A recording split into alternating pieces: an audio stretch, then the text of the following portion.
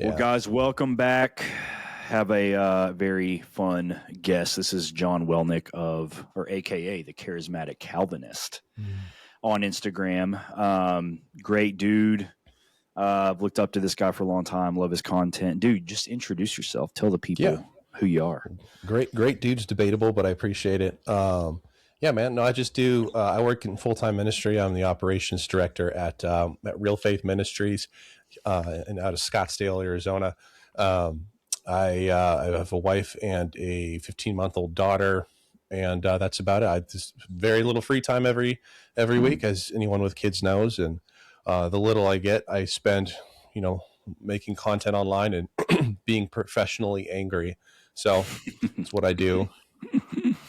Dude, I love it, man. No, it's one of the best accounts. I always love your takes because you seem to not care, which is good. I think that's a very big thing that a lot of guys, I mean, it's just, I think that's one of the biggest issues I see out there is just, I mean, there's all this dorky stuff we talk about, everybody's so beta, and all this stuff. But, I think there is just a virtue to being like, I'm my own man. I believe what I believe. I say what I say. I can back it up. I'll admit when I'm wrong. Well, man, the whole beta alpha thing drives me nuts. Like I think there are some. I think that whole it's gay. It's cringy. There's effeminate men. There's cowards. But the second I hear someone say alpha unironically, it's just like you're a total douche. And you're probably most likely a poser. It's like. Are you masculine or not? That's really all I care about. Alpha, beta, it's so gay, man. It's like, 'cause there's guys that I know, some of the most masculine dudes in the world, and they would not be mistaken for an alpha, right? And you go back in time to like the men of history, the Mozarts, the Tchaikovskys, guys who wrote ballets and people who painted paintings and things that would nowadays in our bacon and F-150 culture seem as effeminate or beta. And like these dudes were some of the most masculine by any biblical definition. Every florist was a male. Yeah, chefs, dude. I mean, even now to this day, the best painters, the best chefs, the best artists have always been men. So it's John Lovell will talk about being a warrior poet, and that's the poet side of your masculinity. And I think when we start talking about alphas and are you alpha brother, it's just like it's that bacon F-150 masculinity. It's gay and it's fake, and most of those dudes are fake. It drives me nuts. Yeah, for sure. It's super performative. Yeah. Well, it's like a costume, and I think that's been a lot of my, since starting this, right. That was like one of the big things I wanted to hit up against, because I, obviously I do, fitness. You're in my program, right? Like, but it's always had this very like, hey, this aesthetic kind of edge, that's one of this isn't just pragmatism, this isn't just, that. And everything that I saw when I was starting this, it was just very practical, pragmatic. Don't be, so worried about, the beauty of it, the aesthetics of it, how you look, it's like, that's just completely off limits. We can't do anything like that. Right. And that's the stuff that I always heard. And that never was all that satisfactory to me. And, because my view of, even just within a fitness context, like, dude, this is a gift. This is a competitive edge. This is a way to worship the Lord. Like, we're living within the natural, good created order, right? If you live outside of that, it's like, what do you really expect? But this bigger thing, I've been using this a lot lately of like, man, you and I are very conservative dudes. Like, that's just where we're at. That's where we'll always be. We're dug in, bro. But there is so much of this. There's this air around a lot of it where it's like, I don't really know what you're doing though. For a lot of these guys and a lot of these platforms, it's like, I know what you hate. I know what you're against. I can see your merch, right? But what are you building? And, my philosophy being more of like, I just want to create this beautiful world, right? What does it mean to subdue the earth and have dominion here? What does it mean to be fruitful and multiply? Like, not just as a concept that we're just like, oh, amen, I guess. But like, dude, what are we realistically doing? In order to bring about, that kind of flourishing for ourselves, our families, the people around us. So like, I don't know if that brings anything up for you, but that's an area where it's like, I want the church and I want the conservative movement to like be able to understand that.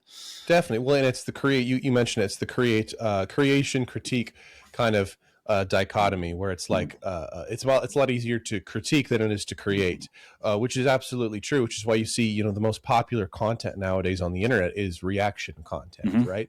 And I'm not critiquing reaction content. I do a ton of it myself. Algorithmically, it's one of the best ways to grow, unfortunately, right now. But people want to hear a negative take more than they want to hear an interesting take or a creative take. And I found that, again, from an algorithmic standpoint, it's harder to grow with some kind of original. I mean, I can even just, look anecdotally at like the last, month of my content. The best content I've done has been reaction content. And it wasn't always critical content. Sometimes it was reaction and I agreed with it, but people are always looking forward to something that someone can just, tell me why this is wrong. Tell me why this is bad. And Christians are some of the worst offenders of this, especially in, Reformed circles and, especially the Reformed Baptists, who are horrible people. Somebody pointed this out to me the other day and they corrected me on it. It's true Reformed, not to get too theological here, but true Reformed people, which are Presbyterians, which come from Zwingli and Calvin and all that. They're usually not the worst offenders of the heresy hunting online. It's actually usually the Reformed Baptists, and Reformed Baptists is like the MacArthurs of the world, rest in peace. But it's those people that are always so concerned with how you're doing it wrong and you need to do it my way instead. And I can't stand that. So people are always, this is why like the Mike Wingers of the world are so, Mike Winger in particular, is so popular on X right now because he's attacking and attacking and attacking. Look at everything wrong with Bethel. Look at everything wrong with this church and that church and this church and that church. And it makes me stop wondering, like, what are you building? What are you building? Let alone how useless of a conversation this is to have in 2026 when we're neutering children and we're we're Australia is now putting people in jail for thought crimes, and so in England you're getting police knocking on your door for something you tweeted. That aside, why are we arguing about like tertiary charismatic versus reformed theology? It's so childish, it's so silly.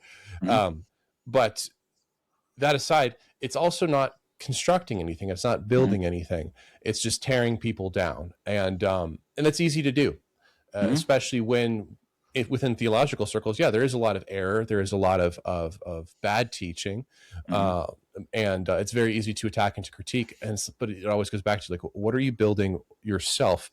What are you growing yourself? What's your manifesto? What's your thesis? What have you thought of, and how are you and that's very, very difficult to do, and that's what will separate I think real content creators from the posers and from the wannabes is do you have an original interesting take on anything? And a lot of people don't, and you can see it when they try to create content. They get behind a camera and it's like, oh gosh, this is rough. And all they know how to do is just attack people, and I think attacking people is fake and gay. There's definitely like a very effeminate, kind of side to it, because it's just, but I think that's a very good, question to ask. Like, what are you building? Like dominion. I mean, absolutely. There's a, think about like tending this garden, right? And there are some things that are inherently destructive, right? There's some snakes that have to be killed, right? Yeah. There's some walls that have to be constructed for sure, but where is the order? Where's the beauty? What is the plan? What is the vision? How should this place feel? And I think that's a part where, man, we're losing it. And I think, and it was so funny because I think that very performative, masculine, quote unquote masculine kind of side, it looks at all, they would say that stuff's all gay, dude, don't care about how you present yourself. Don't care about how your home feels. Don't care about, yada, yada, yada. We go to Chili's, bro, and it's like, dude, you're missing out. And again, that like you pointed to earlier, I mean, that's not really the history of the church either, right? No. We were always the purveyors of the arts. Like if you wanted to experience art, you went to the church, right? That was architecture, sculpture, the church painting. Was filled with art. It was filled with, that was everything, right? That was how these truths were communicated. People couldn't even read, And so it's true. Yeah. Just getting to that point. And then I think, I don't know, I want to hear what you think about this, but because I've thought, because people ask me about this all the time, like, how do we get to the spot that we're in, right? Where physically people are falling apart, right? There's this just insane Gnosticism, just it's all going to burn. Who cares? God just looks at my heart, it shows up there, right? It shows up in, okay, let's just have a, strip mall church, that's gray. And who cares, right? We don't have to be excellent anywhere. And I don't know. One of the thoughts I have is like, if you look back, just church history, kind of the movements in the church, and especially in the States, right? I think, and then a lot of stuff that we grew up reading, right? I mean, there's a lot of things, like there's all these jokes going around about like Radical by David Platt, and like you're just going to get skewered because you're not selling your house and, moving to Southeast Asia, right? The Francis Chan like, theology, right. There became this very heavy air of all of this is stupid, all of this is worthless. Pack up. The only thing that matters is evangelism and missions. Yeah. Right? Oh, well, so there's there's so many things to touch on what you just said. I won't get down the bunny trail. Let me try to address it. There is no one thing that caused this. There's no one boogeyman that. I mean, if you could blame it on one big boogeyman, it would be the Great Enlightenment. But it's bigger than that, because in briefly speaking, what the so-called Great Enlightenment did is it divorced God from theology, right? Which is ironic or strange, because theology is literally the study of God. But what it took from Christianity was its morals, its ethics, and its charity, and they renamed it as common law, right? Common law. It's just it's common. It's this law we all accept. It's empirically observed. It's rational behavior, and the philosophers of the Enlightenment, what they did was we don't want God anymore. We just want we want what Christianity has given us, but we want it without having to have this kind of a rational submission to an unseen being, an unseen deity. And what that led to was a lot of death and destruction. It led directly to the American Revolution, where you had this group of people saying we are no longer submitting to a sovereign. And obviously what has come out in America has, for the most part, God's used for tremendous good, and America's the greatest force for good in the world. But at the time, in 1776, and I won't go too far down this rabbit trail because there's a lot to cover here, but the reasons the founders gave for revolution were a crock, historically, objectively speaking. In fact, there is this great, the Declaration of Independence. If anyone's ever read it, it's written in all these bullet pointed line items. And at the time, I believe it was the Chief Justice of Maryland went through line by line and repudiated every single point of Thomas Jefferson, saying, nope, that's not true. Nope, that's not true. Nope, you're making that up, whole cloth. Nope, this is exaggerated. So really what happened was you had a group of post-Enlightenment deists and Masons and philosophizers, humanists, as you would have called them in the Renaissance, who decided that they wanted to be self-governed and decided that they wanted to determine their own destiny. And right or wrong, that's what they did. And it led to a lot of death and destruction. And then down the road, you have of Napoleon, the French Revolution. They throw off their kings. They say, we don't submit to our king. And the idea of a monarch was that a monarch receives their power from God or from the church, from the Catholic Church. And when you reject that entire system, you throw everything out and you decide, I am my own God. And that's what the French did in the French Revolution. And that power vacuum, as we all obviously know, led to Napoleon. And the Napoleonic Wars, rather, led to the death of millions of people. So whenever we reject God and say we are our own God, it leads to bad things. Now, how does this tie into your question where it's like, how do we get to this world where everything's ugly and nobody cares, everything's Gnostic and spiritual? Well, because the Enlightenment led to postmodernism. And postmodernism is this Marxist world we live in now. Right. And make no mistake, the Marxist communist revolution in Russia was a direct result of the Great Enlightenment down the road. So now we're in the early 20th century, and you have this split in the American church between a group known as the modernists and a group known as the fundamentalists. And the modernists are ones that are looking at science and they're looking at the advancement of knowledge, and they're saying, how is this compatible with Christian theology? Jesus couldn't actually have been born of a virgin. That's not scientifically possible. He couldn't actually have resurrected. Nobody's ever done that. That's not scientifically possible. And they start making concessions and saying, well, Jesus wasn't actually born of a virgin, but he was still a good philosopher. Jesus didn't actually resurrect from the dead, but he was still a very kind man. And they start making all these concessions, and it's specifically an American crisis that you see with this modernist fundamentalist debate, which is why the American Episcopalian Church went woke and apostate a lot faster than the English Episcopalian Church, who are known as the Anglicans. The Anglicans are actually, as of today, still hanging on by a thread. There's still quite a few Orthodox branches of the Anglican Church. The Episcopalians are completely gone. They're long gone. Yep. They have heresy in their statement of faith. So how come the Anglican Church is still hanging on, but barely, but the Episcopalians have been gone for decades? Well, it's because of this modernist fundamentalist crisis in the early 20th century. And what the fundamentalists did, they clung to what was known as the fundamentals, is they retreated. And that was the mistake they made, is they retreated. They said, that's gay, we want nothing to do with it. But instead of combating it, instead of fighting it, instead of destroying it, they retreated from culture. They retreated from society. They became the city on a hill. They became the monastery, and they let the modernists set the tone of culture. And they let the modernists set the voice for Christianity into culture. The modernists became the most relevant voice of Christianity. The fundamentalists were viewed as this sectarian, angry guys in their own churches, which is why to this day, fundamentalism is a pejorative. I'm not a fundamental. Are you a fundamental Christian? It's a pejorative. It's viewed as you don't want to be a fundamentalist.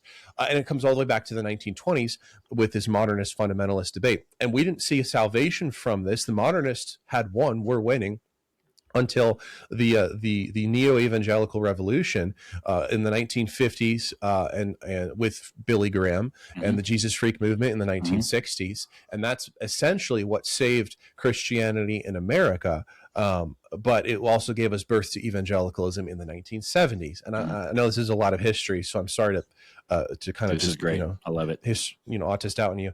And the last puzzle piece that slotted in was the seeker-sensitive movement, which was born in the 1970s with Bill Hybels in the Willow Creek Community Church. And what Bill Hybels did is he said, what if I design a new kind of church that is basically consumer-focused and consumer-driven? So instead of building a church as we've always built it, let's throw out the rule book, let's throw out the template, and let's just ask people what they want in a church. And he actually did. He did focus groups, and he did surveys, and he decided, people don't like hearing about this, they don't like hearing about this. And what do they not like hearing about? They don't talk to me about politics, don't ask me about my money. Just talk about these things and make me feel good. And then Rick Warren made it even worse in Purpose Driven Church when he said that we need to come up with what's known as native worship, where the worship of a church has to fit the native culture it's in. So if you are in the South, it needs to be a Black style liturgy. If you are in New England, it needs to be more of an old world, a white Caucasian style liturgy. And you have to really adapt your church to the people that are attending it, instead of making church what's set apart and the people have to approach church. So this all has led to the death of tradition, the death of beauty, the death of the Christian church. And I don't mean to say that the Christian church has died, the gates of hell will not prevail against it. But what I do mean to say is that you talk about why do we hate beauty, which is really what it comes down to. You didn't use that specific phrase, but that is the question. Why do we hate beauty now? Everything from architecture to art. Is because Christianity has left the sphere of cultural influence, and it has for a long time. And that it started philosophically with the Enlightenment, but it really ramped up in the 1920s with the modernists and the fundamentalists, because you had these Orthodox Christians who are saying we don't need to be culturally relevant, we just need to escape. And then when evangelicalism kind of saves the Christian Protestant world in America, they don't go back to the fundamentals. They ask the people, what do you want from us? So it's like, okay, you had a revival in the 50s and 60s with Billy Graham's Crusades, with the Jesus Freak movement, a true revival in every sense of the word. And you had the momentum, and then you just stalled it because you said, awesome, we have relevance back. People are coming to the Christian church again. People are asking what Christians should believe on things again. They're asking us. People are asking us. They're coming to us. What do we do? Well, instead of actually setting a tone and telling them and leading them, you just turn to, what do you guys think we should do? And you see that now with it's Gnosticism. I just did a reel on this last night, but I hate religion has become a pejorative as well. I hear pastors all the time, well-intentioned, good Orthodox Christian pastors, using religion, the word religion, as a synonym for self-righteous, legalistic evil. Don't be, God's not about religion. Oh, those religious people. We're not religious people here. And it's like, yes, we are. Yeah. Yes, we are. And when you inherently and definitionally, semantically, in every sense of that word, yes, we are religious people. Jesus was a religious person. Jesus founded a religion. And so when we reject all of that, there is no reason to be beautiful, because it's subjectivity. And this is really where I think I'll try to land the plane. Been kind of monologuing here, but it's subjectivity. It's the old Ayn Rand debate versus, subjectivity or objectivity. Is there an absolute truth, or is everything up to debate? Is everything up to interpretation? And when there is no absolute anything, well, then who's to say that this piece of modern art isn't beautiful? Who's to say that this piece of music isn't beautiful? And you see this everywhere, from modern art museums, which are objectively trash and uninteresting, and in most cases ugly.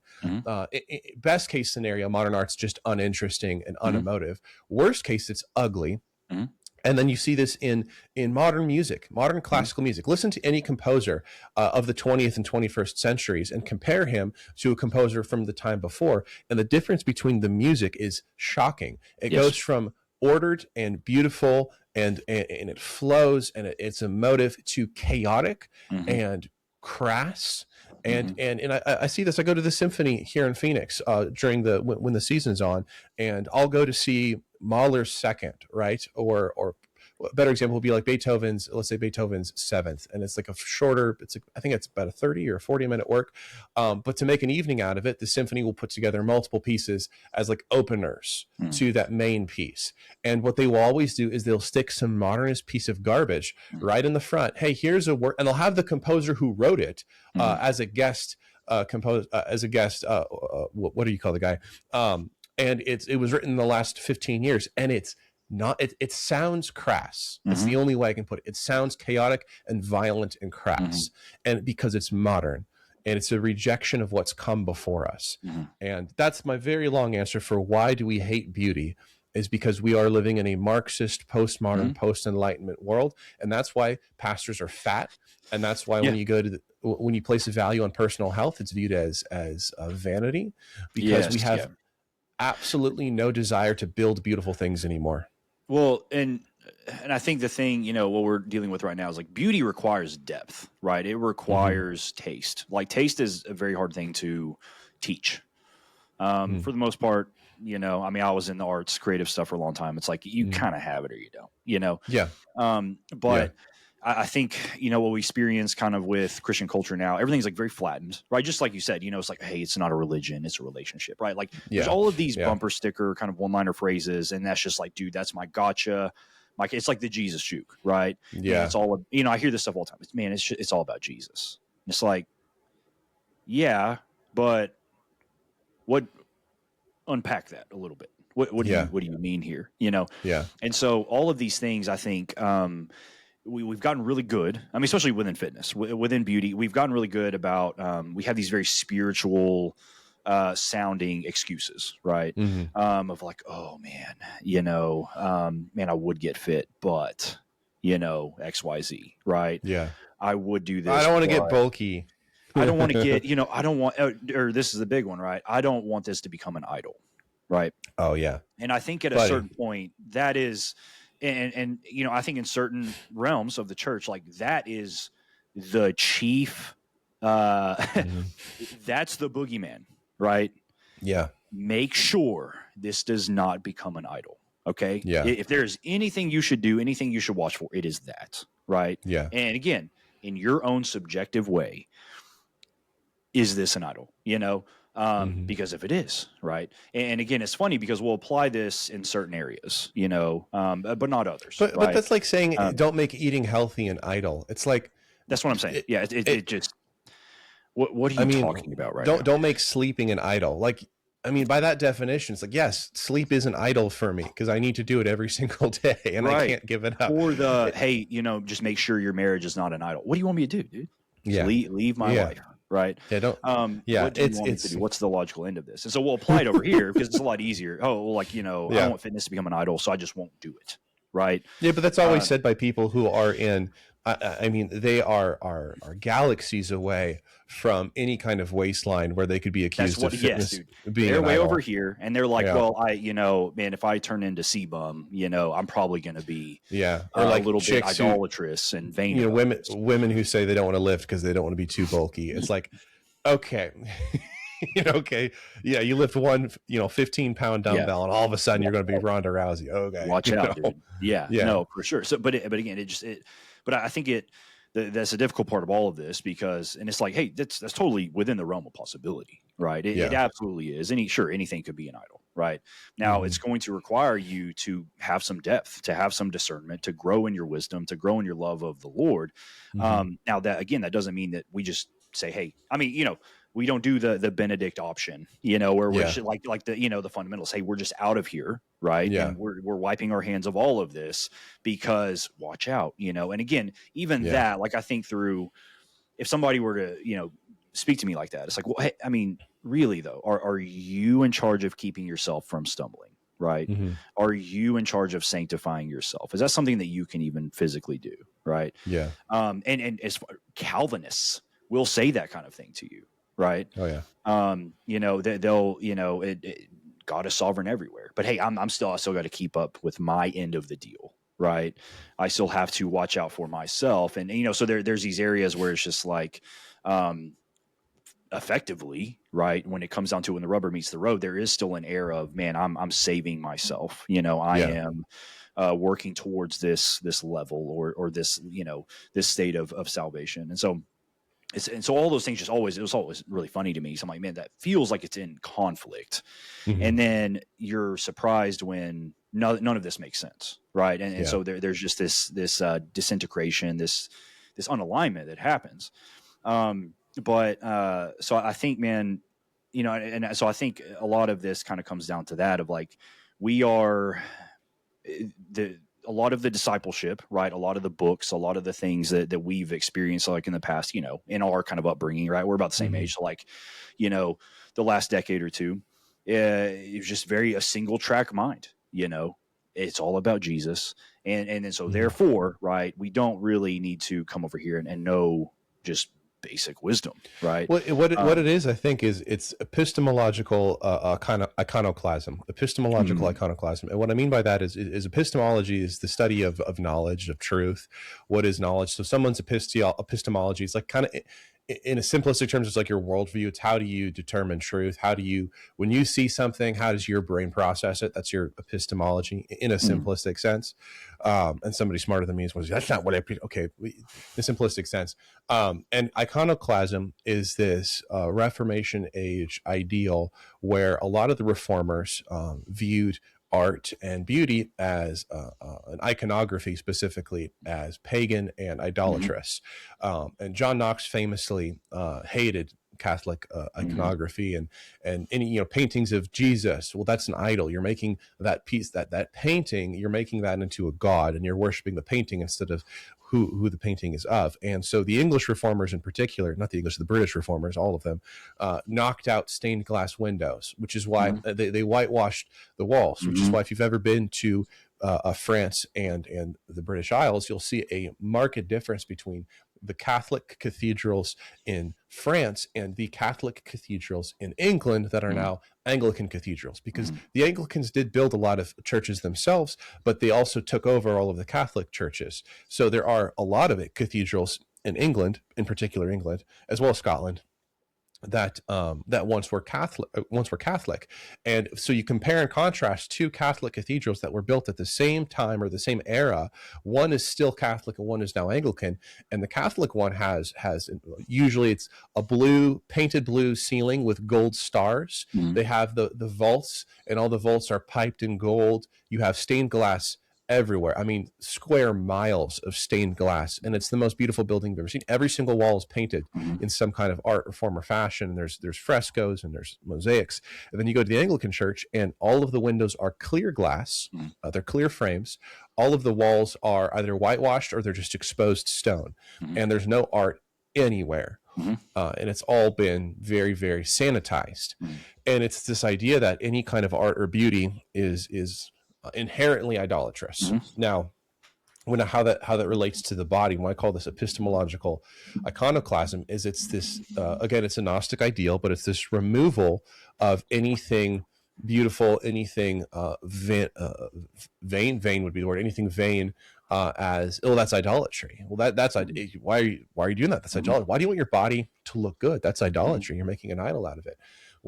And it's mentally retarded is what it is. It's spiritually foolish, because God has given us these gifts and these talents and these abilities. We should use them. If God has given your body the ability to grow muscles and to make very large muscles, then it's a natural thing. It's a natural thing.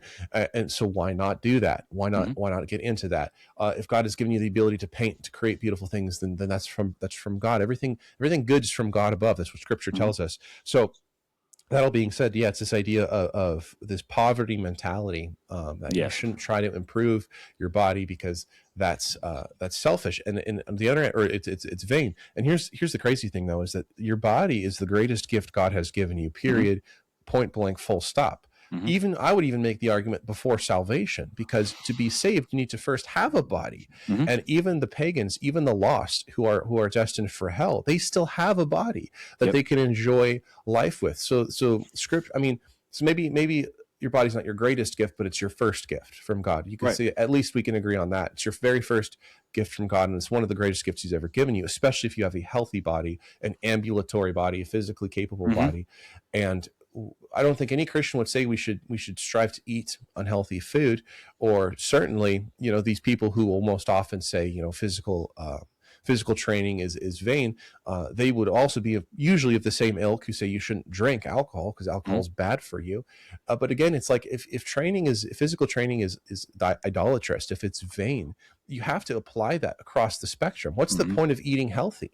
Right. Why? Go and eat as much as you want and get fat. And this is why we call this Gnosticism, because the Gnostics famously believed that there was a spiritual and a physical, and that the physical was bad and the spiritual was good. And that's it was heresy, because they believed that Jesus died so that he could shed himself of his physical body and ascend to his spiritual body, which was pure and which was perfect. Or he can't be God because he came into this wicked, sinful flesh as a person. Yeah. So the idea with the Gnostics ancient historically, was that they would either be ascetic, however you say the word, and they would try to destroy their bodies because their bodies were bad. So this is where they would starve themselves. They would sleep on uncomfortable beds. They'd sleep on the floor because your body is bad and the physical must be punished. Or they would go to the opposite end of the spectrum, and they would be gluttons and degenerates, because your body, life is passing away. The physical is passing away. None of it matters anyways. So just eat, drink, and be merry, and enjoy as much as you can, because it's going to pass away someday. And that's what you'll see with this crowd. You'll see the Reformed Baptists who are either gant and malnourished, or like the Francis Chans, right? Or they are disgusting and they're overweight, and they're the fat piggy Baptists at the potluck, lecturing people about drinking when they themselves, they don't drink alcohol, but they're plowing down the diet, the Cokes, and even can't do the Diet Cokes because Diet Coke gives you cancer. And it's mentally retarded, it's spiritually retarded, it's illogical, it's nonsense. If you're going to believe in stewardship of any sense, that starts with your body. Before it comes to your assets, before it comes to your possessions, your belongings, your family, before it comes to any of that, it's your physical body, which is one of the greatest, if not the greatest gift God's given you. And if you're not stewarding it that well or at all, why would God give you? Look at the parable of the talents. Are you burying it in the sand? And keep in mind, with that servant, the one who didn't invest, who just buried it in the sand, that guy didn't lose anything. He just maintained. It was the status quo. And that's something I think we a nuance that might get lost when we study that parable was like, he didn't lose anything. He didn't destroy anything. So if we're going to make the analogy to your physical health, he wasn't overweight. He wasn't unhealthy. He just kind of maintained. And we see this with guys, and I'll harp on the men because it's most poignant, but it's just these dudes who, they don't go to the gym. They're not overweight. They're kind of skinny. Oh, dude. Yes. They're kind of skinny fat, right?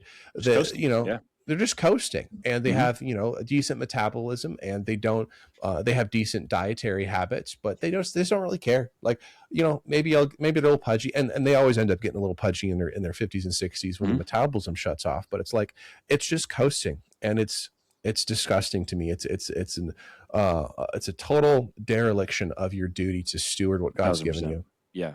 Well, yeah, and it's funny because those guys, I mean, like the ones that are very overweight, it's like they'll still have to make a spiritual appeal as to why this is happening, Yeah. But it won't.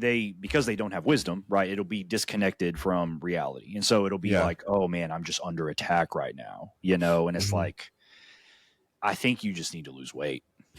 Well, and here's the thing, as you probably know, is the long-term studies that we're now getting back have shown that the shape you're in your 30s is the shape you're going to be in for the rest of your life, more or less. Not to say that if you're middle-aged, you have no hope, don't even bother. It's just much more difficult. It's, teaching an old dog new tricks.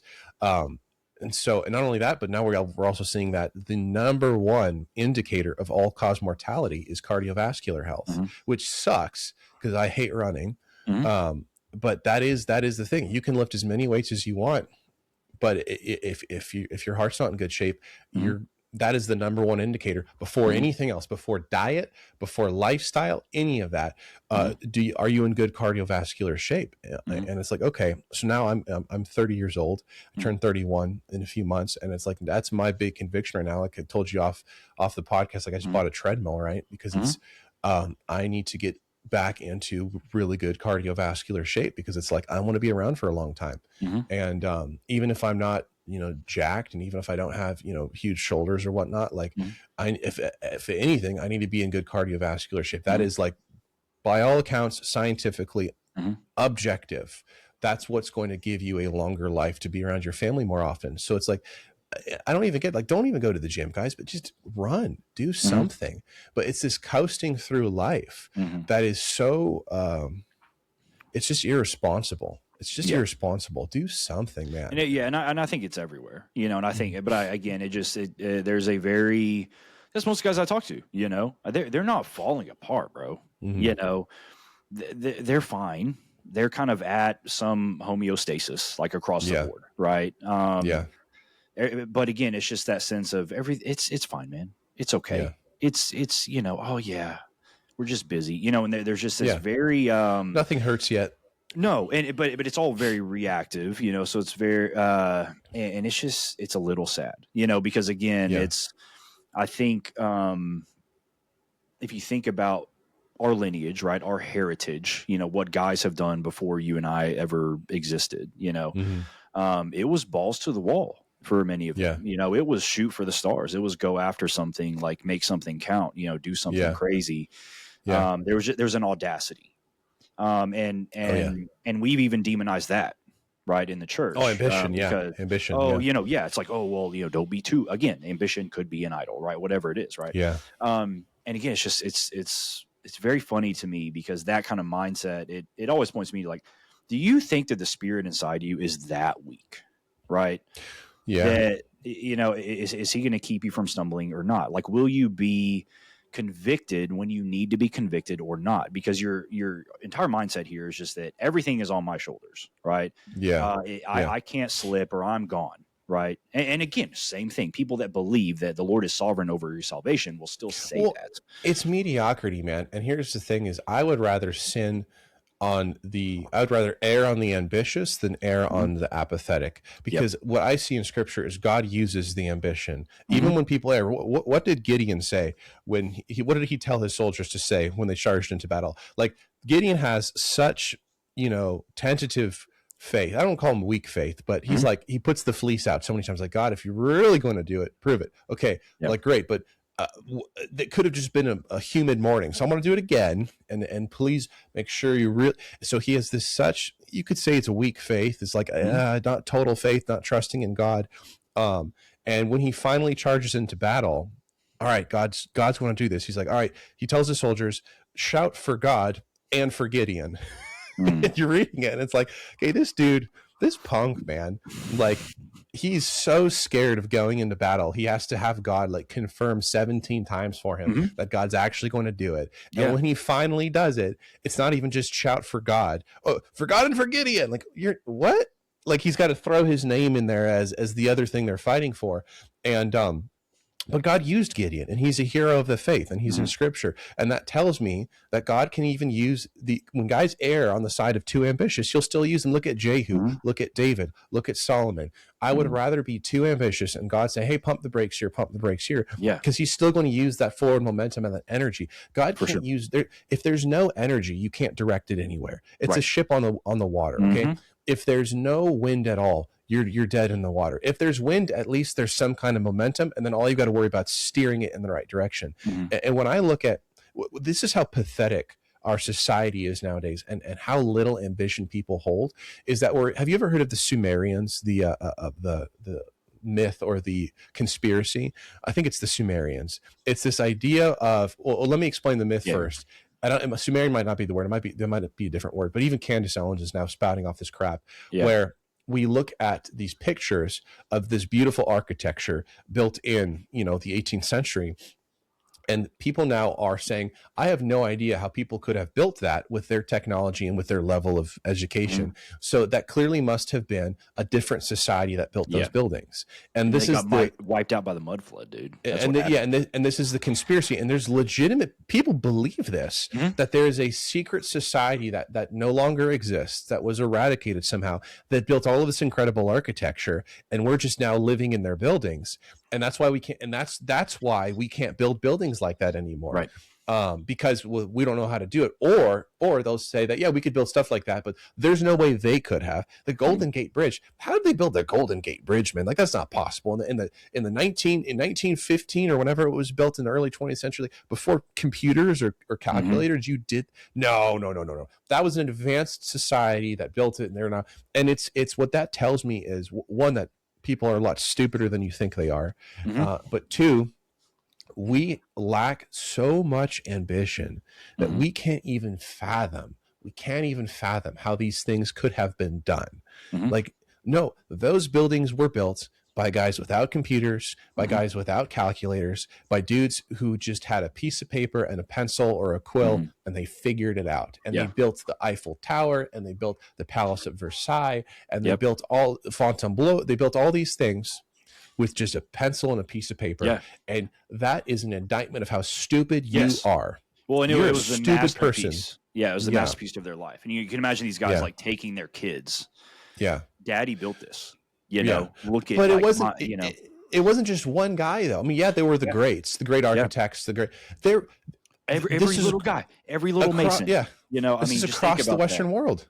Like, this is the pride of my life. And I said, and those things took forever, dude. I mean, think about, they're still building the one in Spain, like Sagrada Familia, like in Barcelona. Like, think about all these different things. Like, we were just like, dude, this was like centuries of work. Yeah. And sometimes they built it really, really fast. And that's what's incredible is Napoleon, he did so much construction on Paris when he was in power, and a lot of the stuff he built went up in like a few years. So, for example, like the Arc de Triomphe, which he wasn't around to see, that took more than a few years, but it was I think it was a couple decades, and now it's mind-bendingly large. Or the Napoleon III, which was his nephew or his great nephew. When he was in power, he basically so if you've been to Paris, you'll marvel at how all of the streets are just these incredibly wide just avenues, these enormous avenues with plants in the middle, and all of the buildings look the same. They all are built in this beautiful with the kind of the black capped roofs, and you're like, man, how do they build this entire city to look exactly the same, to have this, like, it's like Disneyland, the theme runs throughout, and they didn't build it like that. It's an ancient city. Paris is a 1,500-year-old city. What happened was Napoleon III tore the whole thing down because there were slums all over the city, annihilated the entire city, and rebuilt it so that it all matched and it all looked beautiful. And he did that in a couple decades, tore down an entire city and rebuilt it so that it looked beautiful for no other reason than it looked beautiful. And that is, it's a level of ambition that nobody today can grasp or have a handle on, all the way back to like moon landing deniers. And what that tells me, again, one, people are very stupid, and they're stupider than you think they are.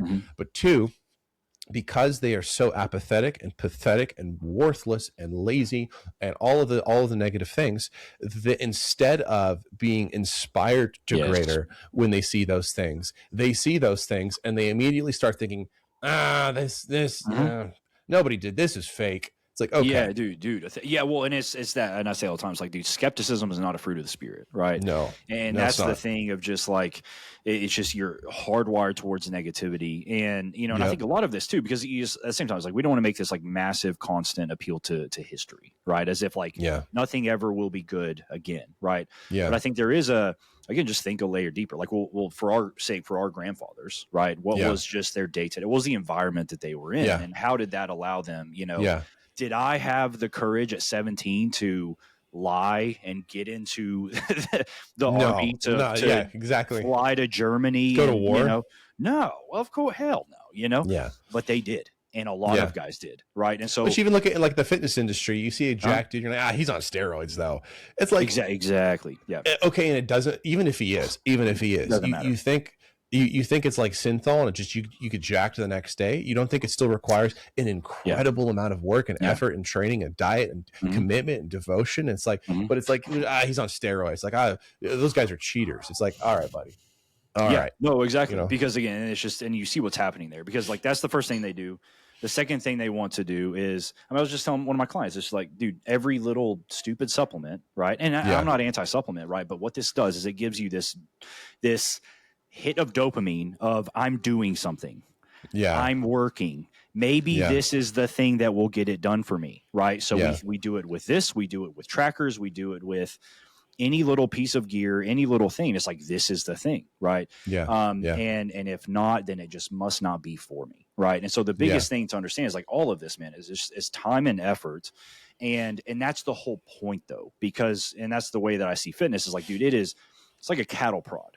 Right. It's a means to an end. It's not the end, but it is a beautiful grace from God that we have in order to, worship him more deeply, bring about more flourishing in our lives, X, Y, and Z, care for this, this vessel that he's given us, this incredible machine, like you were saying. But, sorry, my 3-year-old has a taco. Oh, you're good, man. Oh, thank you, Ben. and so I've got to wrap in a couple minutes. I got to get to the doctor. You're good. Yeah. We'll land the plane. But yeah, I mean, I think so much of it is, that's the beauty of it, is that it's going to bring these things up in you, right? Because all of a sudden, okay, if I'm going to get to this level, if I'm going to really get to this end, if I'm going to be jacked and lean and healthy and all this stuff, dude, a lot of things in me have to die. They just do. Right there. And there's probably not really any other thing that's going to do it for me like this. My little men's group is not going to do it. Me reading a book is not going to do it. Like, this is just, this is hardcore, man. This is me putting, my money where my mouth is and making something happen. Right. And so, and it might take a really long time. There is no instant gratification, so I think that's probably the biggest lesson that I love about it is like, okay, you're thinking years out. I would love to be, I'm thinking right now, I'm not going to go compete right now. I have 4 little kids. Right. But it'd be really awesome to be the old man, with teenage kids competing. Okay, cool. Well, if that's going to happen in 20 years, this is what I need to do right now. And it will make sense then. And the sacrifices now will pay off then. Right. It's just thinking about your legacy. What does your legacy actually mean? And what is it? And how will that be, how will I be, remembered, and what is just going to be normal, right? And again, we apply this everywhere, and all of this, and I believe excellence is evangelism, right? Like, that's the biggest thing that we have to understand is, and that's where a lot of these guys get it so wrong, right? Because it's just their lever to pull is, I will just out argue you, right? But at the end of the day, that person is looking at you and they're like, you're a massive dork. I don't think you're cool. I don't trust you. There's zero buy-in. There's zero curiosity, right? But again, if we're just thinking through this like Gnostic pragmatic lens, all that stuff is out the window, right? Because it's just do I have the spiritual wit to get to this person, right? Whereas, man, if you really pay attention to these things and you get out of that mindset and you start, okay, beauty matters, right? Taste matters, excellence matters in every little way, right? Dude, it is way less of a mountain to climb. In every way, in evangelism, in your impacts, in getting to the heart of people, making things happen for you and your family, for the people around you. Hey, those young men in your church, they'll actually want to be like you. right? They don't just, oh yeah, I mean, I'm in his little Bible study, whatever, but he's kind of, he's a little cringe. All of a sudden, dude, you're leading. You're really, really leading on every way. And people can look at you and say, hey, this is a guy that I might hate what he believes 100%. That's usually what happens, right?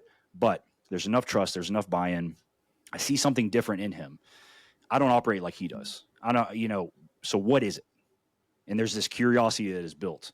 That's my evangelism, dude, is in the gym. Yeah. I don't have to say anything to anybody because they come to me, right? Yeah. And they say, bro, what is X, Y, and Z? What do you do? Yeah. What do you believe, right? And so I think that, man, that's this whole other can of worms. But I think, again, that's really what we're after overall.